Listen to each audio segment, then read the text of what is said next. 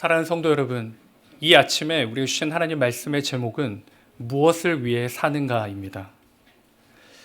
예전에 저희 부모님 세대의 성공은 무엇을 위해 살았냐면 성공을 위해 사셨습니다. 이 성공의 상징 같은 게 있었습니다. 퇴근 시간이 지나도 불이 꺼지지 않는 사무실, 불이 꺼지지 않는 그 빌딩 숲, 그게 바로 성공의 상징처럼 나타났습니다.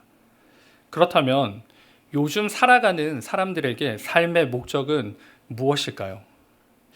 제가 물어볼 사람이 없어가지고 AI에게 물어봤습니다. 요즘 사람들의 삶의 목적이 뭐니? 라고 물어봤습니다. AI가 저에게 준 답이 첫째는 행복과 만족을 위해 산다 였습니다. 많은 사람들은 행복하고 만족스러운 삶을 살기를 원한다 였습니다. 둘째는 자아실현과 성장이었습니다. 사람들은 자신의 잠재력을 최대한 발휘하고 또한 그것들을 추구하며 성장하기를 원했습니다. 더 나가서 제가 청년들을 담당하고 있는데 청년들을 만나고 교제할 때 이렇게 질문을 해본 적이 있습니다. 무엇을 위해 살아가니? 라고 질문해 봤습니다. 이 MZ세대, MG세대인가요? MG세대는 이전과는 다르게 살아갑니다. 평생 직장이 없습니다. 힘들고 어려우면 그냥 사직서를 내고 자기가 하고 싶은 것을 찾아서 나아갑니다. 이 젊은 청년들은 자신의 행복을 위해 살아갑니다. 상황이 바뀌었고 사회도 변했습니다. 그런데 그리스도인의 삶은 전혀 바뀌지 않았습니다. 왜 바뀌지 않습니까? 우리 하나님이 바뀌지 않기에 그렇습니다. 우리가 들고 있는 이 하나님의 말씀이 바뀌지 않기 때문에 우리의 삶도 바뀌지 않습니다. 저와 여러분, 우리 그리스도인은 무엇을 위해 살아야 합니까? 이 아침에 하나님께서 이것을 우리에게 말씀해 주십니다. 이 말씀을 받으시고 우리가 살아가야 될 가치와 목적을 확인하시고 그렇게 살아가시는 저와 우리 모두가 될 수 있기를 주님의 이름으로 축원드립니다. 아멘. 우리는 무엇을 위해 사는가? 첫째는 생존을 위해 삽니다. 생존을 위해 우리는 살아갑니다. 2011년에 일본에 쓰나미가 있었습니다. 이 엄청난 위력이었고 그 쓰나미로 인하여서 마을과 사람들을 삼키는 것을 보았습니다. 근데 이 사건 이후에 유행처럼 번진 게 있었습니다. 바로 키트입니다. 생존 키트와 구호 키트입니다. 비상시를 대비해서 집에 두고 준비해 두고 그것을 문제들이 일어날 때 언제든지 감당할 수 있도록 예비해 둔 것입니다. 그런데 이 키트마다 꼭 들어간 게 있습니다. 바로 음식입니다.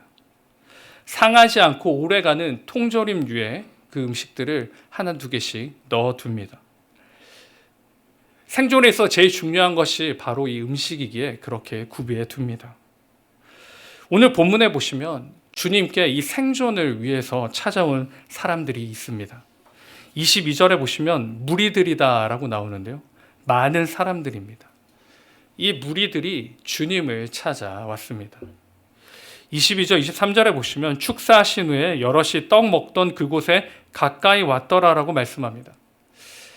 이 무리들이 예수님을 찾아오기 전에 어떠한 일들이 일어났을까요?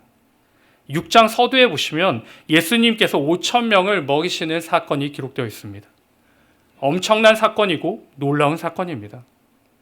이 사건을 경험한 무리들이 주님을 찾아 길을 나섰습니다. 그리고 마침내 24절에 가버나움에서 예수님과 조우하게 됩니다. 여러분, 이 구절들을 읽어보실 때 이들의 간절함이 보이십니까? 그냥 들었던 예수님, 그냥 먹이셨던 그 예수님, 그냥 유명한 예수님을 만나고 싶어서 길을 떠났다면 찾다가 보이지 않으면 포기하고 자신의 길을 가면 됩니다. 그런데 이들은 그렇게 하지 않았습니다. 이들에게는 간절함이 있었습니다. 어떤 간절함이 있었을까요? 기적을 다시 체험하기 원했을까요? 아닙니다.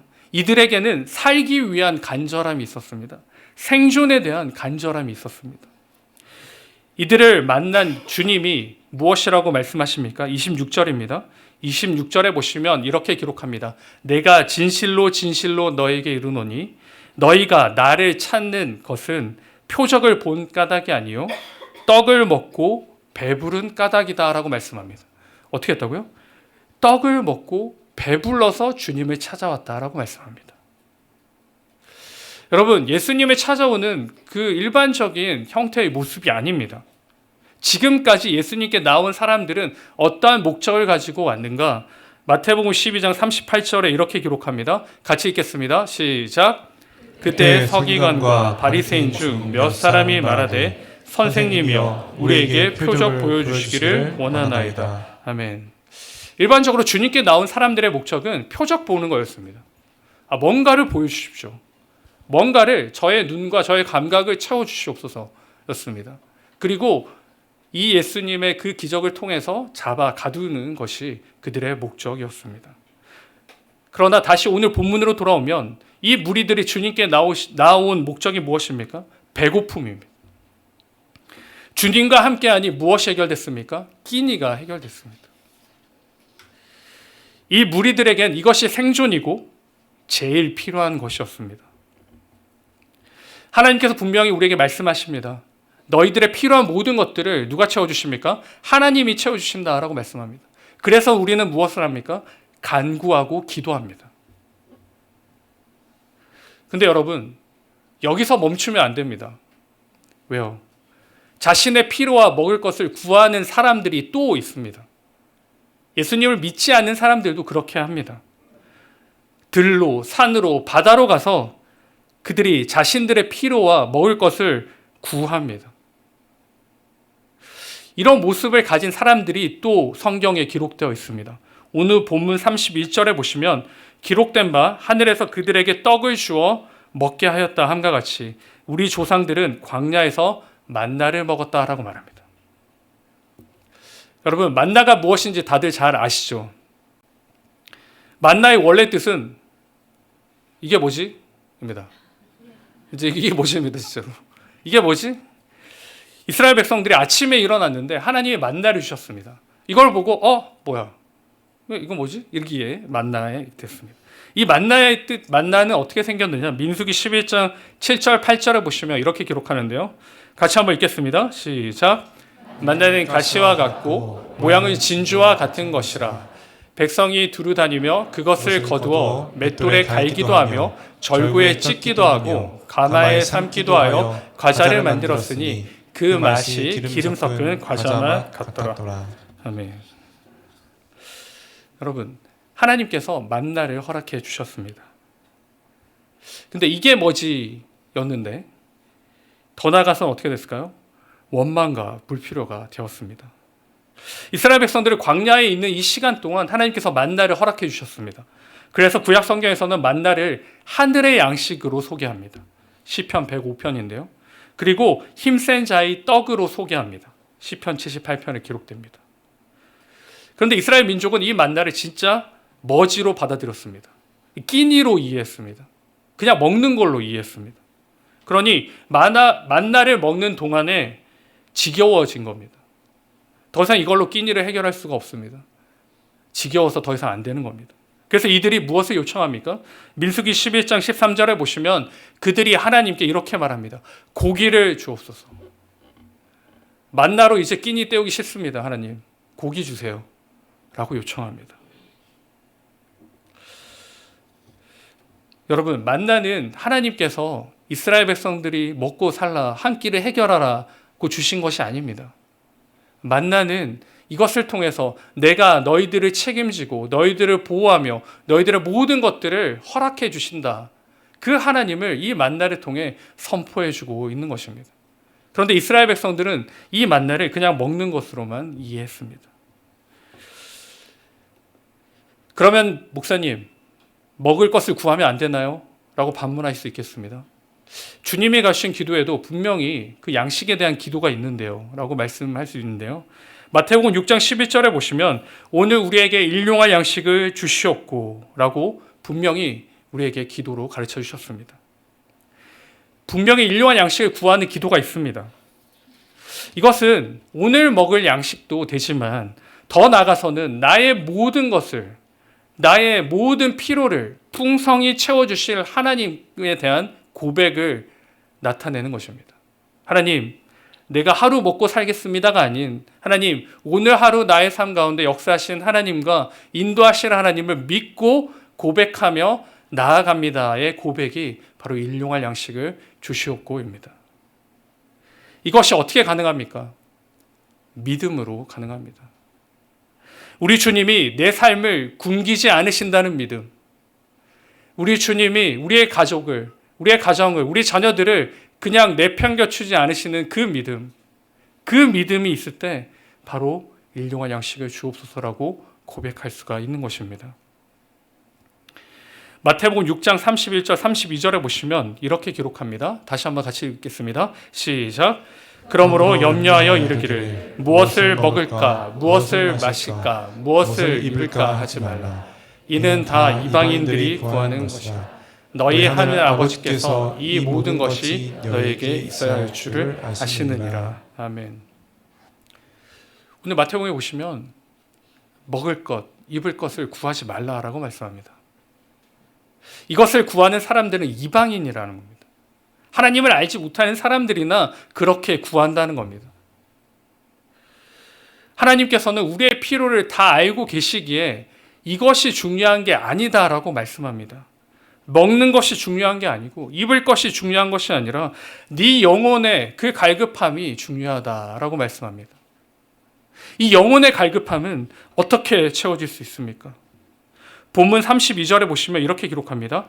예수께서 이르시되 내가 진실로 진실로 너에게 이르노니 모세가 너에게 하늘로부터 떡을 준 것이 아니라 내 아버지께서 너에게 하늘로부터 참 떡을 주시나니 라고 말씀합니다. 하나님께서 하나님의 자녀들에게 먼저 생존의 양식을 주십니다. 육적인 양식을 분명히 채워주신다라고 선포합니다. 그리고 더 나아가서 이 영혼의 갈급함이, 이 영혼의 굶주림을 하나님께서 채워주심을 분명히 말씀해주고 있습니다. 그러므로 우리가 살기 위해서, 우리가 생존하기 위해서 이 땅에 필요한 것은 무엇입니까? 도구나 힘이나 지혜와 능력이 아닌 오직 믿음이 있어야 됩니다. 믿음이 있어야지만 그리스도인으로서 이 땅에서 생존하며 살아갈 수가 있습니다. 제가 선교지에 있을 때 일입니다. 이 학업과 사역을 병행했었습니다. 외국 사람들은 절대로 아무도 타지 않는 그 전철과 현지인들이 타는 버스를 타고 다녔습니다. 그래서 길을 갈 때는 이 앞만 보고 다녔습니다. 앞만 보고. 누가 말을 걸까 봐 무서워가지고 앞만 보고 달렸는데요. 어느 날 한 사람이 저에게 말을 걸었습니다. 그래서 이제 어떻게 하다 마음이 동해서 말을 주고 받았는데 이 사람의 말이 자기가 지금 고향으로 가야 되는데 고향이 먼 곳에 있고 지갑을 도난당했다라는 이야기를 하는 거예요. 그래서 그러냐. 근데 또 하필이면 사는 곳이 굉장히 멀리 비행기를 타고 가야 된다고 저한테. 그래서 그러냐. 그렇게 이야기를 같이 주고 받았습니다. 제가 그 당시에 생활비가 한 달에 100불이었습니다. 100불로 생활했었는데 이 호주머니에 돈이 없어서 굳이 그 사람과 10분 정도를 걸어서 은행 앞에 있는 ATM에서 저의 생활비를 뽑아서 주게 됩니다. 네, 그리고 나서 이제 그 선교센터로 돌아와서 선교사님과의 그 오늘 있었던 삶을 나누는데 제가 이 이야기를 했습니다. 선교사님이 뭐라고 하시는지 아세요? 선교사님이 당했어. 그리고 혀를 차시고 이렇게 들어가시는 모습을 보고 밥만 줄 걸 그랬나? 아니면 안 줄 걸 그랬나? 뭐 이런 생각이 들었습니다. 그래도 마음이 괜찮았던 것은 제가 그 사람과 길을 10분 정도 걸어가면서 계속 했던 말이 있습니다. 당신이 거짓말인지 진짜인지 잘 모르겠다. 그런데 하나님께서 나에게 마음을 주셨고 나는 크리스천이고 그래서 나는 나의 모든 것을 너에게 준다. 그래서 너가 꼭 교회를 갔으면 좋겠다. 이 말을 한 10분 정도 하면서 지나갔던 기억이 있습니다. 제가 바보는 아니니까요. 그래서 계속해서 그렇게 지내겠던 시간들이 있습니다. 근데 결과는 어땠을까요? 돌려받지 못했습니다. 그리고 저의 삶은, 한 달의 삶은 어땠을까요? 그리고 나서 열심히 기도했습니다. 하나님, 이제 먹을 게 없습니다. 학교는 어떻게 가나요? 책임져 주세요라고 간절히 기도했습니다. 이틀 뒤에 이제 그 당시에 선교팀들이 굉장히 많이 왔었는데, 원래 선교팀이 오면 저하고 같이 사역도 나가기도 하고 그렇게 합니다. 근데 그 선교팀은 저랑 얼굴도 마주치지 못했어요. 제가 공부한다고 마주치지 못했는데, 그 선교팀이 저에게 제가 그 사람에게 준 돈의 배를 하나님께서 예비하셔서 저에게 주셨습니다. 그래서 예비하신 하나님과 그 은혜의 하나님을 제가 경험하게 되었습니다. 여러분, 그렇다고 막 이렇게 들으시면 안 됩니다. 당연히 우리의 삶에 필요한 것들을 하나님께 구해야 합니다. 마땅히 구해야 됩니다. 그런데 거기서 머물면 우리는 안 믿는 사람과 똑같이 됩니다. 우리는 살아계신 하나님을 믿고 또한 부활하신 예수 그리스도를 붙잡고 살아가는 사람들인데, 우리는 우리의 필요를 다 하신 하나님이 계시기에 우리의 육적인 필요보다 우리의 영혼의 필요를 채워주신 그 하나님을 찬양하며 붙들며 살아가야 합니다. 사랑하는 성도 여러분, 우리의 생존에 필요한 것이 있다면 다른 어떠한 것도 아니고 바로 믿음임을 기억하시기 바랍니다. 믿음으로 말미암아 우리는 이 땅에서 생존할 것이고, 믿음으로 말미암아 우리는 이 땅에서 살아갈 것입니다. 그 믿음으로 살아가시는 저와 우리 모두가 될 수 있기를 주님의 이름으로 축원드립니다. 아멘. 두 번째로, 우리는 행복을 위해 삽니다. 여기 불행을 위해 사는 분이 계십니까? 네, 없으시죠. 그러면 불행하기 위해 최선을 다하시는 분이 계십니까? 당연히 없습니다. 그런데 이런 분은 계실 겁니다. 행복을 위해 불편을 감수하시는 분은 계실 겁니다. 제가 청년들과 신방할 때 물어보는 질문이 하나 있습니다. 무엇을 할 때 가장 행복하고 즐거웠습니까? 입니다. 여러분은 무엇을 할 때 행복하고 즐거우십니까? 네, 일부 때는 찬양이었는데, 네, 그래서 우리 청년들의 답은 먹을 때였습니다. 먹을 때. 근데 우리 청년들이 굉장히 수준이 높은 게 그냥 먹는 게 아닙니다. 맛있는 거 먹을 때입니다. 맛있는 거 먹을 때. 맛있는 거 먹기 위해서는 몇 시간을 줄을 서도 감수할 수 있다는 겁니다. 감내할 수 있다라고 말합니다. 불편함을 감내한다라고 말합니다. 또한 누가 불편함을 감내하시면서 살아가십니까? 바로 부모님들이 불편함을 감내하며 살아갑니다. 어제부터 이제 하나 키즈 여름 성경학교가 시작됐는데요. 제가 마칠 때 보니까 저뿐만 아니라 저를 포함한 많은 부모님들이 1층에서 서성이던 것을 제가 봤습니다. 애들 픽업하려고 그렇게 서성이던 것을 제가 보았습니다. 제가 생각해 보니까 내가 개인 택시도 아니고 맞춰서 오라 그러면 오고 가라 그러면 가고 참 불편합니다. 불편하게 삽니다. 그럼에도 이렇게 하는 이유가, 여러분, 왜 이렇게 하십니까? 왜 이렇게 불편하게 사세요? 그것은 이 불편함이 훗날에는 우리 아이들과 우리 가정과 더 나아가서 나를 뭐하게 할 수 있다 생각하십니까? 행복하게 할 수 있겠다라고 생각하기 때문에 이 불편함을 감수합니다. 그런 믿음이 있습니다. 그런 믿음이 있으시죠? 네, 믿음이 있으십니다. 그런데 이 세상을 우리가 불편함으로 감당할 때 얻게 되는 행복은 참 행복일까요? 죄송하지만 우리가 세상에서 감내하는 이 불편은 결탄코 행복으로 이어지진 않습니다. 이 세상에서 말하는 행복은 더 큰 행복을 보여주고 더 큰 수고를 우리에게 요청합니다. 더 큰 불편함을 더 요구하며 나타납니다. 35절 말씀에 이렇게 기록합니다. 35절입니다. 예수께서 이르시되 나는 생명의 떡이니 내게 오는 자는 결코 줄이지 아니할 터이요 나를 믿는 자는 영원히 목마르지 아니하리라. 아멘. 여기서 누가 줄이지 않습니까? 누가 목마르지 않습니까? 내게 오는 자입니다. 우리가 정말 행복하게 살기 위해서는 불편함을 감수해야 됩니다. 참 행복을 위해서는 우리의 불편함을 감수해야 되는데요. 그 불편함은 무엇입니까? 우리의 발걸음을 주님께로 옮기는 것입니다. 우리의 마음과 생각을 주님께로 옮겨가는 것입니다. 이 옮긴다는 것은 전환을 말합니다. 방향을 완전히 바꾸는 겁니다.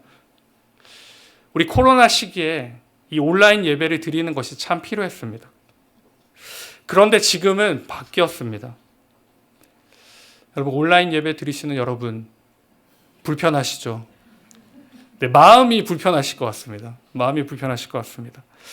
제가 믿기로 예배에 있어서는 마음이 불편한 것보다는 몸이 불편한 게 훨씬 더 은혜가 될 줄 믿습니다. 시간과 환경과 여건이 되신다면 교회에 직접 오셔서 같이 예배 드리시기를 부탁드리겠습니다. 이 정도의 불편함은 당연히 행복을 위해 감내해야 합니다. 하나님의 말씀과 신앙을 위해 이 세상이 너희 불편하게 살 수밖에 없을 거야 는 것은 어떻게 해요? 유별나다는 겁니다.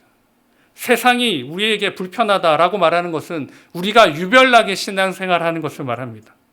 그래서 제가 어릴 때는 교회 다니는 사람들 보고 참 유별나다라는 말을 많이 했던 것 같습니다. 그 중에 하나가 제가 학교 다닐 때만 하더라도 밤에 학교에 남아서 공부를 했습니다. 야자를 했었습니다. 거기에 더해서 주말까지 공부를 시켰습니다. 저는 정말 공부를 열심히 하고 싶었습니다. 주말에도 열심히 공부하고 싶었고 열심히 학교에 가고 싶었습니다. 그러나 믿음이 충만한 저희 부모님이 선생님께 전화를 드렸고 얘는 교회를 가야 돼요 라고 해서 저는 어쩔 수 없이 교회에 가서 예배를 드렸습니다. 얼마나 신실하고 진실하고 즐겁게 예배를 드렸는지 지금도 기억이 납니다. 유별나게 신앙생활하는 것, 이게 우리 그리스도에게는 참 기쁨의 소식입니다. 유별나게 하나님 말씀을 지키고 유별나게 예배 드리며 나아가는 것, 이 안에 진정한 행복을 누릴 수가 있는 것입니다. 저와 여러분이 유별나게 신앙생활 하시기 바랍니다. 거룩한 불편함을 가지고 우리 삶에 이 거룩한 불편함을 통하여서 주시는 하나님의 기쁨과 그 은혜를 꼭 맛볼 수 있기를 바랍니다. 남들이 다 하기 때문에 우리도 해야지가 아니라 남들이 다 하지만 나는 신앙이 있고 나는 믿음이 있고 나는 하나님과 함께하기에 마땅히 불편함을 감내하는 것, 그 안에서 주시는 하나님의 기쁨과 은혜를 우리의 일생 가운데, 우리의 삶 가운데 꼭 누리시기를 주님의 이름으로 축원드립니다. 아멘. 세 번째는 무엇이냐? 우리는 의미를 위해 살아갑니다. 우리 인생을 정의할 때 프랑스 유명한 실존주의 철학자 폴 사르트는 이렇게 정의했습니다. 한번 보여주세요. 삶은 태어나서 죽는 순간까지 끊임없이 무엇의 연속일까요? 선택의 연속입니다. 여기 동의되십니까? 네, 정말 잘 표현한 말입니다. 근데 제가 말씀을 준비하며 묵상할 때 그리스도인들에게는 잘 맞지 않는 것 같습니다. 우리는 태어나서 죽을 때까지, 물론 주님이 오실 때까지 우리는 뭐 하는 존재일까요? 선택하는 존재가 아니라 우리는 월십, 예배하는 존재입니다. 우리는 이 땅에 태어나서 무엇을 하는가? 선택하며 살아가는 것이 아니라 하나님 앞에 예배드리며 하나님과 교제하며 하나님과 함께하는 것, 그것이 바로 저와 여러분의 삶의 의미입니다. 오늘 본문을 보시면 무리들에게 주님이 하시는 말씀이 있습니다. 36절 37절인데요. 그러나 내가 너희에게 이르기를 너희는 나를 보고도 믿지 아니하는 도다 하느니라. 아버지, 내게 주시는 자는 다 내게로 올 것이요 내게 오는 자는 내가 결코 내쫓지 아니하리라 라고 말씀합니다. 우리 주 예수 그리스도의 십자가의 은혜로 말미암아 우리가 어떻게 됩니까? 하나님께 나아갑니다. 그리고 하나님과 교제합니다. 하나님을 만납니다. 그것이 바로 예배입니다. 우리에게 있어서 예배는 우리의 전부이고 우리의 의미입니다. 하이데베르크 요리문답 1문에 보시면 이렇게 질문합니다. 살아서나 죽어서나 당신의 유일한 위로는 무엇입니까? 여러분의 위로는 무엇입니까? 답은 이렇습니다. 답은 살아서나 죽어서나 나는 나의 것이 아니요 몸도 영혼도 나의 신실하신 구주 예수 그리스도의 것입니다. 그리고 그의 성령으로 그분은 나에게 영생을 확신시켜 주시고 이제부터는 마음을 다하여 즐거이 그리고 신속히 그를 위해 살도록 하십니다. 이것이 우리의 인생의 위로입니다. 신속히 그를 위해 사는 것, 예배의 삶을 사는 것입니다. 유일한 위로는 하나님이 우리와 함께하고 계시고 그 하나님과 우리가 교제하는 것, 그 예배가 저와 여러분의 유일한 위로임을 분명히 말씀해 주고 있습니다. 여러분, 오늘 이 아침에 예배의 자리에 여러분은 무엇을 가지고 나오셨습니까? 어떤 마음을 가지고 오셨습니까? 예배는 하나님이 우리에게 은혜를 주시는 것입니다. 맞습니다. 그 은혜를 기대합니다.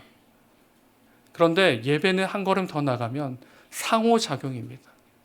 하나님이 주시는 것이 있고 허락해 주시는 것이 있고 우리가 무엇입니까? 우리가 올려드려야 할 것이 있습니다. 이 예배가 하나님이 주시는 것과 우리가 올려드리는 것이 바르게 진행될 때 이 예배는 참된 예배다라고 할 수 있습니다. 이 참된 예배가 되면 어떻게 될까요? 우리의 삶의 예배로 이어지게 됩니다. 제가 신대원에 있을 때 교수님의 말씀이 아직도 기억에 남습니다. 이 학기가 끝날 때쯤 되면 저희는 기숙사 생활을 했기 때문에 학기가 끝나면 한 4개월치의 짐을 빼야 됩니다. 그럼 이제 4개월치의 짐이 나오는데 쓰레기 복도에 전도사들인데 가득 찹니다. 정말 은혜가 아니고 쓰레기로 가득 차게 됩니다. 그래서 교수님이 하시는 말씀이 분리수거하는 것도 신학이고 예배이다라고 말씀합니다. 무슨 말일까요?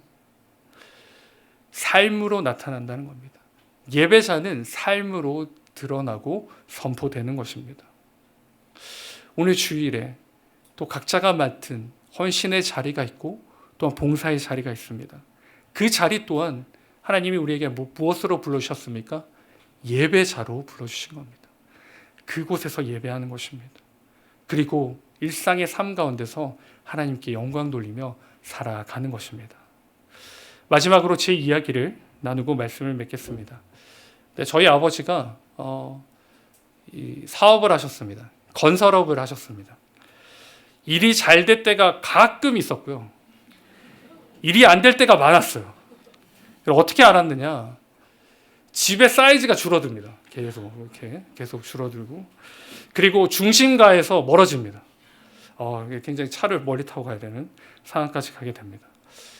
그런 상황에서도 이제 부모님은 새벽 기도를 매일 가시고 신앙을 지켜 나갔습니다. 그런 중에 참 이해가 되지 않는 모습이 있었습니다. 이 섬기시는 교회에 선교사님이나 목사님이 오시면 꼭 집에 초대를 해가지고 음식을 베푸시는 거였어요. 제가 말씀드렸지만 집이 굉장히 작아졌거든요. 저는 부끄러웠습니다. 아니 왜 굳이 그냥 식당에서 하면 될 텐데 새벽에 수산시장을 가서 생선을 사오셔가지고 요리를 하시고 대접을 했던 그런 기억들을 아직도 가지고 있는데요. 그때는 잘 이해를 못했습니다. 왜 그러셨을까? 근데 지금 지나고 보니 그게 삶의 예배였던 것이었습니다. 그게 일상의 예배였고 일상 신앙생활의 선포였던 것입니다. 저와 여러분, 우리가 예배 드릴 수 있기를 바랍니다. 그냥 앉아서 그냥 받기만 하고 오늘은 좋았네, 오늘은 어땠네가 아닌 정말 신실하고 진실되게 하나님께 올려드리는 예배, 하나님이 기뻐하시는 예배를 꼭 드리시는 저와 우리 모두가 될 수 있기를 주님의 이름으로 축원드립니다. 아멘. 사랑하는 성도 여러분, 우리는 생존을 위해 살아갑니다. 그런데 세상 사람들과 다르게 우리는 믿음으로 생존합니다. 이 믿음을 붙잡고 또한 진짜 행복, 하나님으로 말미암아 주신 그 행복을 위해 마땅히 불편함을 감수하시는 저와 여러분, 그것으로 인하여서 참 예배자가 되어 어디서든지 하나님께 예배드리는 그 하나님의 사람, 그 하나님이 기뻐하시는 그 한 사람이 저와 여러분 될 수 있기를 주님의 이름으로 축원드립니다.